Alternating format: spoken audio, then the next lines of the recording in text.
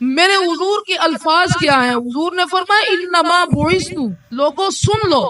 قیامت تک رہنے والے لوگوں، میرے امتیوں سن لو، انما بعثتو، مجھے اس کائنات میں بھیجا گیا ہے لأتمم مکارم الاخلاق، تاکہ میں اخلاق کے فضائل کو تکمیل کر سکوں، اس کو مکمل کر سکوں۔ اب حضور علیہ الصلوۃ والسلام کے اس کائنات میں جلوگر ہونے کا مقصد ہمیں سامنے آ گیا کہ حضور علیہ الصلوۃ والسلام نے فرمایا کہ میں اس کائنات میں اخلاق کو مکمل کرنے کے لیے آیا ہوں۔ آج وہ چیز جو ہمارے اندر بالکل نہ ہونے کے برابر چلی گئی ہے، آج وہ اخلاقیات جس کو صفحے اول میں ہونا چاہیے تھا وہ صفحے آخر میں چلی گئی ہے،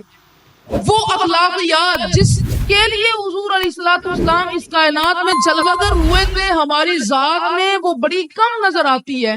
آج ہم نے حضور علیہ الصلوۃ والسلام کی سیرت میں،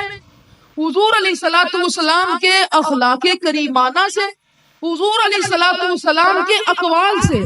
آج ہم نے اپنے اخلاق کو درست کرنے کی کوشش کرنی ہے۔ آج ہم نے اپنے اخلاق کو سنوارنے کی کوشش کرنی ہے۔